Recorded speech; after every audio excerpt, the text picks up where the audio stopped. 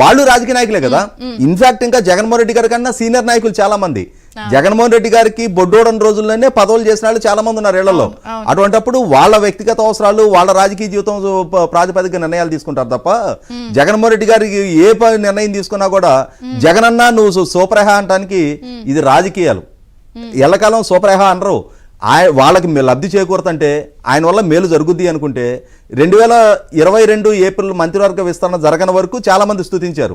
మంత్రివర్గ విస్తరణ జరిగిన తర్వాత ఇక మనకు అవకాశాలు దారులు మూసిపోయి అనుకున్న తర్వాత చాలా మంది నోళ్లు మూతపడ్డాయి. అప్పటి వరకు ఆహా ఓహో బ్రహ్మాండం భజగోవింద అని చెప్పని భజన చేసిన చాలా మంది ఆ తర్వాత కనిపిలా.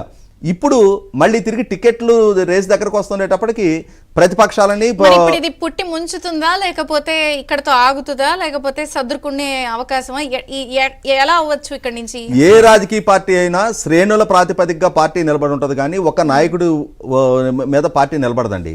Collective responsibility. ప్రజలు నాయకుడిని కోరుకోవాలి తప్ప నాయకుడు ప్రజలను తయారు చేయడు.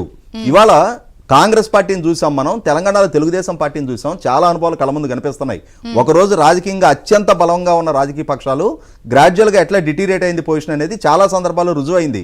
ఇటువంటి నేపథ్యంలో జగన్మోహన్ రెడ్డి గారు అతిశయంతో నేనుంటే చాలు, నేను నా పార్టీ నా పాదయాత్ర నేను చేసిన వాగ్దానాలు నేను ఇచ్చిన టికెట్లు నేను గెలిపించిన అవకాశాలు అనే నేను అనే సెంట్రిక్ గా ఇప్పటి వరకు చలామణైన జగన్మోహన్ రెడ్డి గారు ఇప్పుడు వైఫల్యాలకు ఎమ్మెల్యేలకు బాధ్యులు చేస్తున్న నేపథ్యంలో ఎమ్మెల్యేలు 100% వాళ్ళ సర్వైవల్ వాళ్ళు చూసుకుంటారు. ఇటువంటి నేపథ్యంలో ఖచ్చితంగా ఇది ఆయన వైఖరి మార్చుకోవడానికి ఆయన ఎక్కడ రాజీ పడ్డావు, అది అంతిమంగా సంక్షోభానికి దారితీయటం ఖాయం. రైట్, టీడీపీతో మాట్లాడదాం మనం. డూండి రాకేష్ గారు ఉన్నారు. నమస్తే అండి డూండి రాకేష్ గారు. ఒకటి, సో టైం అయితే కలిసి